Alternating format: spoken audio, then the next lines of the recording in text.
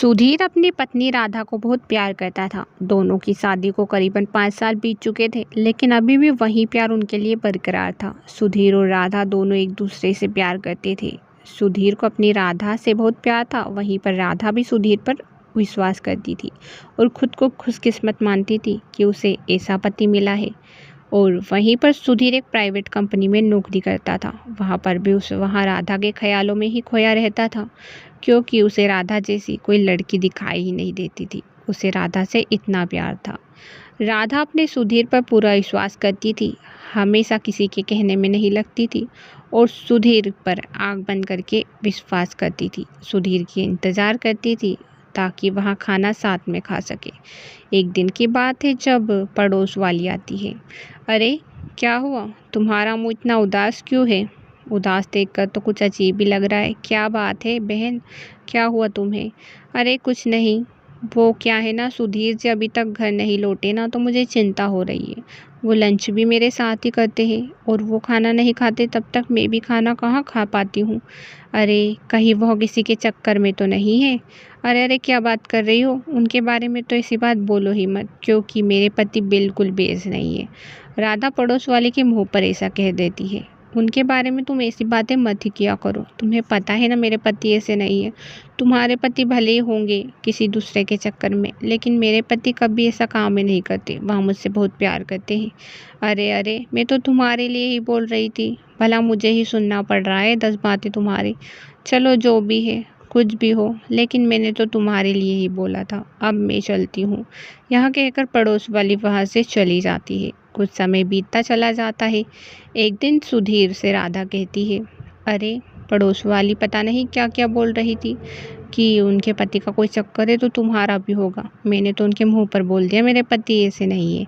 अच्छा हुआ राधा तुमने ऐसा ही बोला, मुझे तुम पर पूरा विश्वास है कि तुम मुझ पर कभी शक नहीं कर सकती, ना ही मैं कभी तुम्हारे अलावा किसी लड़की को तुम्हारी जगह दे सकता हूँ। तुम्हें पता है मैं तुमसे कितना प्यार करता हूँ, वो तो मुझे अच्छी तरह पता है सुधीर जी कि तुम मुझसे कितना प्यार करते हो, इसीलिए तो मैं तुम पर शक नहीं कर पाती। लेकिन पता नहीं ये पड़ोस वाली रोज़ आ जाती है और यही बातें लेकर बैठ जाती है। इसके चक्कर में ना ही पड़ो तो अच्छा है। तुम्हें पता है ना मैं तुम्हें कभी धोखा नहीं दे सकता। दोनों पति पत्नी एक दूसरे से बातें करते हैं और सुधीर खाना खाने के लिए किचन की तरफ चला जाता है।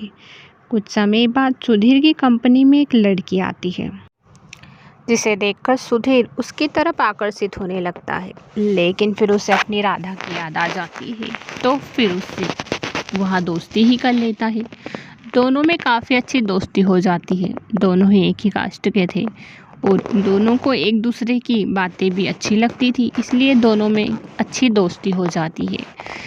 लड़की का नाम मुस्कान था। मुस्कान की भी शादी हो चुकी थी। यह बात सुनकर सुधीर खुश हो जाता है कि अच्छा ही हुआ उसकी शादी हो चुकी है, वरना वो गलत समझती।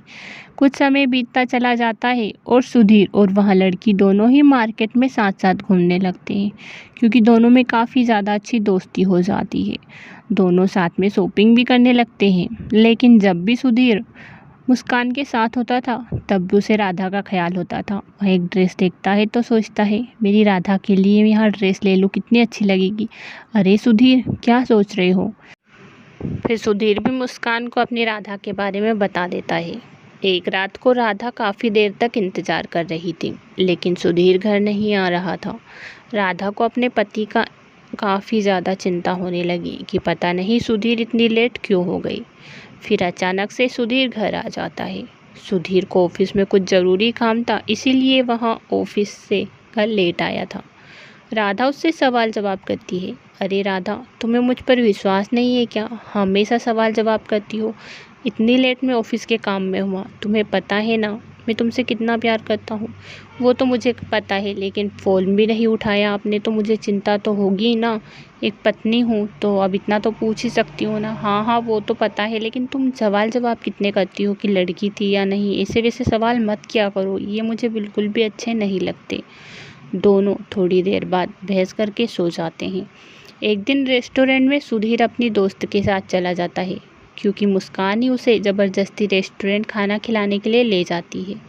उसका बर्थडे आने वाला था, इसलिए वहाँ सुधीर को पार्टी देना चाहती थी। सुधीर, तुम्हें पता है मैं तुम्हें अच्छा दोस्त मानती हूँ, इसीलिए मैं तुम्हारे साथ पार्टी मनाने के लिए आई हूँ। यहाँ सारी पड़ोस वाली देख रही थी। अरे, ये सुधीर इस लड़की के साथ क्या कर रहा है? और इधर राधा मानने को ही तैयार नहीं है कि उसके पति का कोई चक्कर नहीं है। यहाँ तो साफ साफ दिखाई दे रहा है कि उसका पति का कितना बड़ा चक्कर है। अब उसे बताऊंगी तभी उसकी अकल ठिकाने पर आएगी।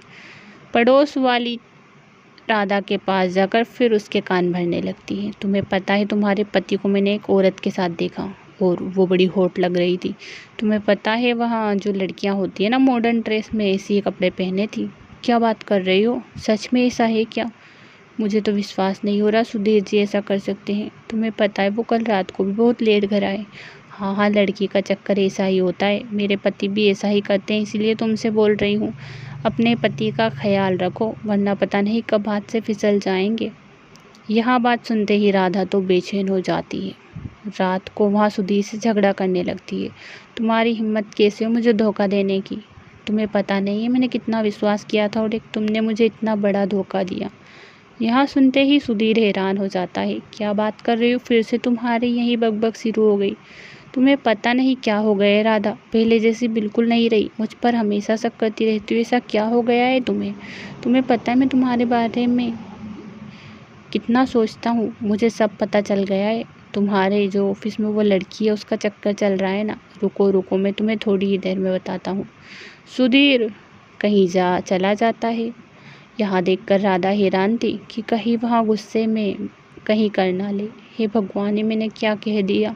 पता नहीं अभी कहाँ गए होंगे। मुझसे तो कुछ कहकर भी नहीं गए और चले गए। अब पता नहीं ये घर कब तक लौटेंगे। सुधीर उस लड़की को घर जाता है और कहता है, तुम्हें मेरी मदद करनी होगी। मेरे साथ मेरी पत्नी के सवाल जवाब देने होंगे। वो हमारे बारे में गलत सोच रही है। सुधीर, मैं तुम्हारी मदद ज़रूर करूँगी। तुम्हारी पत्नी को हम दोनों के रिश्ते के बारे में बताऊँगी कि हम कितने अच्छे दोस्त हैं। बाकी हम दोनों में ऐसा कुछ भी नहीं है। मेरी खुद की शादी हो चुकी है। मैं खुद अपने पति से प्यार करती हूँ। मुस्कान, सुधीर और राधा तीनों ही एक कमरे में थे। सुधीर और मुस्कान दोनों ही राधा को समझाते हैं कि दोनों अच्छे दोस्त हैं। बाकी उन दोनों के बीच ऐसा कुछ भी नहीं है। दोनों एक दूसरे के दोस्त हैं, दोनों की शादी हो चुकी है और दोनों ही अपने पार्टनर से प्यार करते हैं। एक लड़के और लड़की में दोस्ती नहीं हो सकती क्या? इसका मतलब ये थोड़ी है कि दोनों गलत हैं। दोनों दोस्त भी तो हो सकते हैं ना। अब राधा को सारी बात समझ आ जाती है। वहाँ सुधीर पर फिर कभी भी शक नहीं करती और मुस्कान भी हर रोज़ उसके घर आती जाती थी।